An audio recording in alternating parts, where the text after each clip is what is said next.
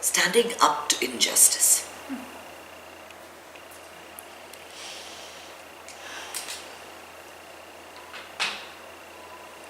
I was always the weak one in the family, the one that read the book and sat in the corner, the one that everybody, all the friends, never realized were in the room. I was just hanging around somewhere there. That was my personality as a child. Very introverted, very much in a world of dreams. And I was definitely a target for bullies because it was easy to make me cry. I did not have the ability to get any rough words to my mouth. I did not have a vocabulary that included anything nasty or mean. I lived in this dream world where everyone was perfect. Everyone was perfect. I was perfect, the world around me was perfect. There were castles and bubbles and feathers flying around. Life was supposed to be like that. The very thought that someone could say something that was offensive just shattered my innocence, and it would bring tears so easily to my eyes. And they loved it. They loved it. They would take my handkerchief and throw it on the floor, and then they'd stamp on it. And then I'd pick up that handkerchief. It's very much like, what you see in... I saw a movie yesterday called Naked Among Wolves. You must have seen it. And there's a scene in that in which there's a zone in the concentration camp. And you step outside that zone, you get shot automatically. But the soldier doesn't have the courage to shoot this prisoner. He takes his cap and throws it into that zone and says, "Go get it." It reminded me of this particular incident where this girl stepped on my hanky. It's a matter of degree, right? She was a small girl. She was maybe 7 or 8. This was a grown man who did that. There are injustices in this world. And some of us just do not have it in us to stand up. We just don't. But that doesn't mean we can't learn. You live by the ideals that you are perfect and the world around you is perfect. Those are good ideals to have. Can you imagine yourself always being suspicious, always doubting everybody's motives, always wondering if the other person is, going to sue you for this, or is going to think something of you, or don't give this to that person, she says this and she says that. We doubt so much. We doubt people's motives all the time. The other day, a very small incident, but I gave a ride to my priest. We'd gone for a puja and I gave a ride back, and he had his wife and his 2-year-old child. Then a friend told me, the child wasn't in a car seat. I said, no, I didn't think about that. Oh my God, if you had been in a car accident, you could have been sued. You could have been in jail. Would you believe it? The thought did not even occur to me. It did not occur to me. I couldn't. It's not even somewhere on the periphery of my vision that my priest is going to sue me because you'll be bump into something. We've driven in India like this forever with kids on our laps and everyone is fine. Everybody is fine. Sometimes, it's good to feel the emotions. If you feel the emotions, it just means you're in touch with yourself. Feeling sadness, feeling grief, feeling the anxiety, feeling the fear is a good thing. There are many who don't feel any of this. Completely desensitized. Like the lady at Westwood Hall. No feelings at all. I'm kidding. But there are, you know people like that. You all know people like that, who have no feelings. They say what they have to say. It's about I, me, and what's best for me. Nobody else matters. The job has to get done. Sure, in a work environment, the job has to get done. But is someone crossing the line between getting a job done into bullying you because they can? You don't have to put up with it. Especially if he's a man and you're a woman. You straight away have one thing you can talk about: sexual harassment. Harassment of any kind. You don't need to put up with it. You need to register your protest and say, I'm sorry, but you can't speak to me like that. It's not all right. It wasn't in my contract that I had to listen to this from you. And if you're going to continue to speak like that, I'm afraid I'm going to have to talk to people about it. Not easy always, but I did it. You can. I was in a situation in when I was doing my student training where the teacher was just, you can't even imagine the harassment that I don't even want to get into it. But ultimately I went to my supervisor and I went to the principal and I said, this is not going to happen. I went to the school union representative and I said, this is what she's doing. Okay, I won't get a job in that school. And that's fine. But I wanted to make sure that I registered my complaint. No one is going to walk all over me just because I'm in a position of inferiority there in terms of power. If not for my meditation, if not for my Sudarshan Kriya that I was practicing every day, I don't think I could have gone through those 4 months. I have never experienced anyone being so blatantly jealous and so overtly mean. Ever. I'm just, not since my childhood, not since that girl trampled on my handkerchief. That happened in 8th grade too. Somebody threw raincoats at me. Funny thing was, 2 years later, we became soulmates. And we're friends till now. She's the one who's done my book covers. Yeah, she threw raincoats at me when I joined school. Because they thought I had just finished doing a TV show. I was singing on TV. And they thought I was this fancy girl who'd come. And, kids, girls can be really mean. And they want to break you in and see how you do. You can't sit quiet. You can't sit quiet. A lot of us have got family drama going on. There's always one sibling that seems to be taking care of everything. It's that sibling's responsibility to handle it all. Everyone else seems to be going on their vacations and having their fun. But one person is somehow in charge of everything and having to give up everything to take care of the parents. But when it comes time to divide the property, they want the major share because they're older. They deserve it. You have to register your complaint.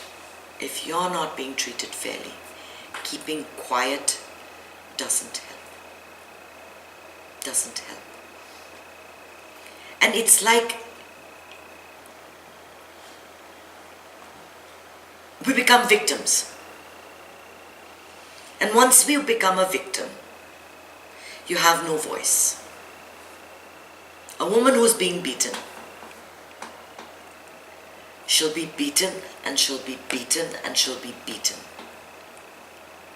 And she'll never have the courage to leave. They say that the 9th time is when they actually decide that it's time to leave, and that's the time they get killed.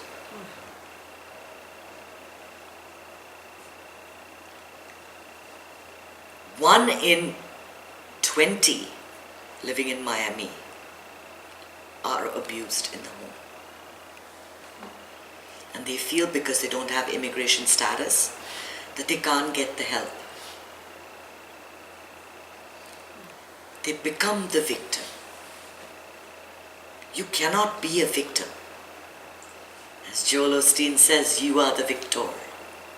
You cannot be the victim.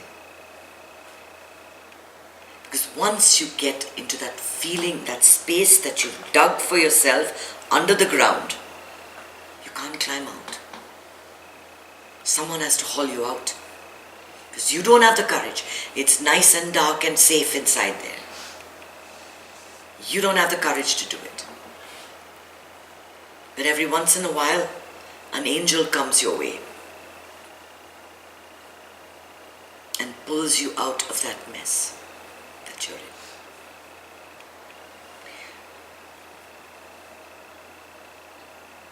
There are no equal relationships in this world. Have you noticed that?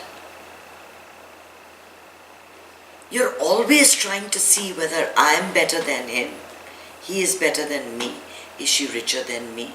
Poorer than me? Belonging to my community? Belonging to my caste? Speaks the same language? Comes from the same country?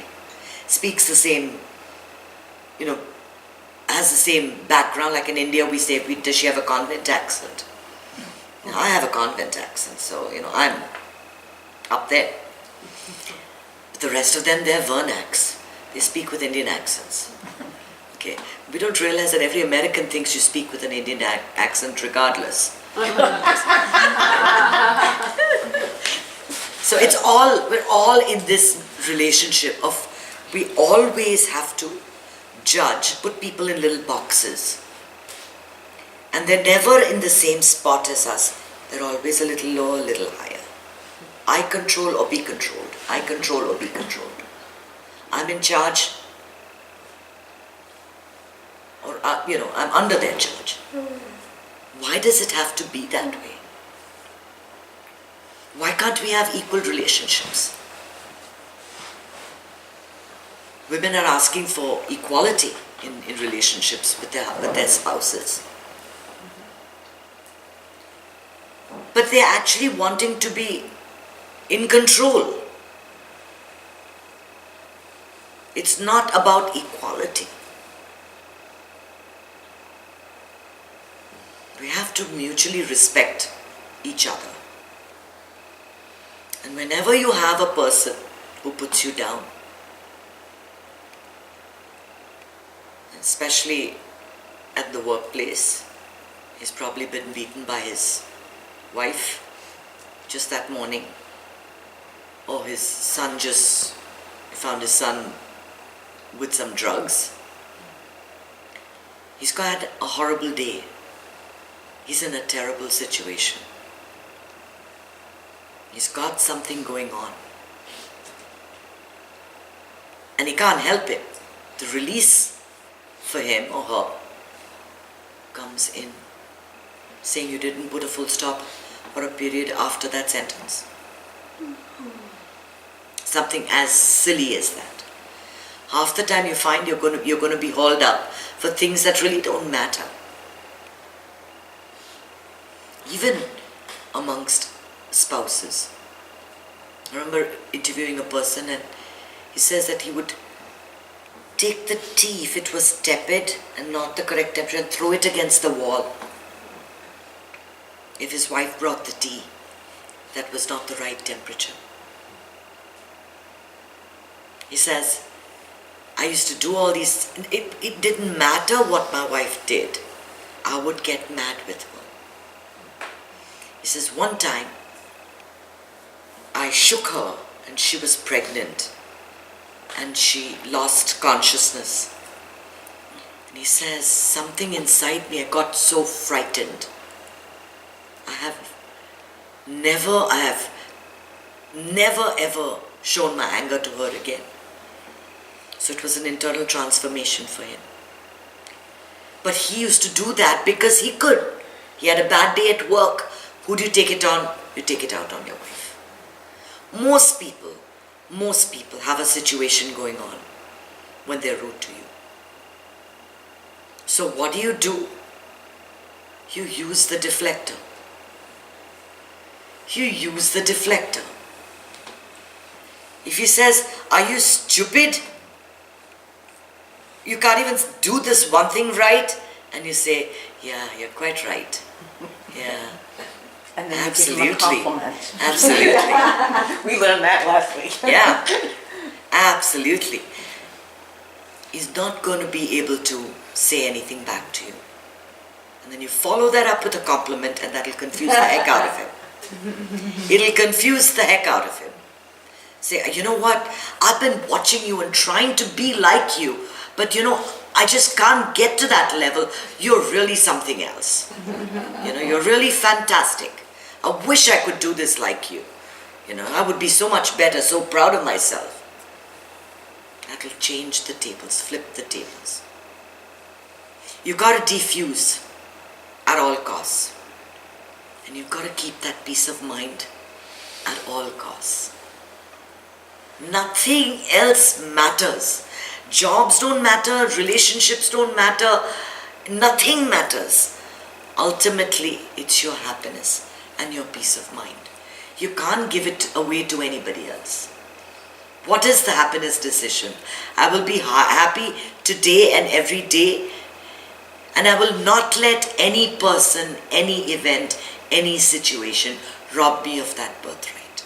Next time you are wronged, you say that out loud. Say it to that person's face. You can say what you want. Wolves can howl, but does the moon care? Right? You can only take that much. You need to register your protest. You need to fight against injustice. And don't think your voice doesn't matter. Don't think that your feeling about gun control doesn't matter. It can be the change that this country needs. If you took a stand. Problem is, we all like to turn our heads and live in our little cocoons, little tiny world. Me, my husband, my 2 children, as long as they are safe, we're all fine. We don't care what's happening. You might even watch somebody walk away with the neighbor's child and you'll say, oh, there must be the uncle. I don't think I should go and talk to him. Let me turn my head away. I saw something very strange on TV the other day. In Japan, 6-year-old children. I saw it. Did you see that show? I was amazed, yeah. Did you see that? 6-year-old children take the subway for 1 hour and go to work. Go to school. And they have a yellow sign on their backpack which says that they're in first grade or in their kindergarten. And the lady was saying, everybody, the shopkeepers, the whole community looks out for them. Nothing bad happens. I went to school at 7 or 8, took a train. In Australia, that's how we do it. Wow. And the whole community does it, so it's nothing different. Yeah, India too. Yeah, Any city, yeah, big city. Yeah. But then he asked her whether you'd be happy doing that in America, and she said, no. You see, there are too many people that have guns. So, I mean, what I mean to say is that we don't have that real community feeling. I mean, our neighbors, our doors were, whenever somebody came to visit me, my neighbor would open the door a crack to check out who he was, or who that person was. Nothing went past our neighbor's eyes. And they watched out. And then when Rajiv came the next week, he said, Rajiv bhai, your wife had some visitors. So you couldn't, everybody watched out for everyone else. We didn't just mind our own business. If something happens on the road, if somebody gets hit on the road, within 5 minutes in India there will be 45 people there, beating that person or pulling them apart or whatever it is. People get involved with each other. When there's an injustice, they do get involved. Especially with this, it's small things. The big ones like bribery and corruption, that they don't do anything about. They turn a blind eye to. But something happens on the street, oh yeah, they're all up in arms. So we're not going to sit. We're going to have a three-pronged attack. First, we're going to smile and put up our deflector. And then we're going to chant the happiness decision. And then we're going to praise the person who's unjust to us. We've got small injustices in our lives. We have to stand up against them. Many of us are blessed not to have been involved in the big ones so far, and I hope that we never need to see any of the major injustices that have happened through history, where people didn't say anything. Collectively, we can do a lot. Collectively, we can send our thoughts. And it is important to register your protest against every type of injustice, because your voice counts. It certainly does. And you might surprise your boss if you said something really smart. Plan it in advance. I know what you're like. You're like me. You think about it 2 days later. So write down a few things that you could possibly say and say it one day. It's okay, as long as you don't use anything, don't say anything hurtful or abusive, which will go against your grain. Say something smart that can put that person in their place without compromising on your values.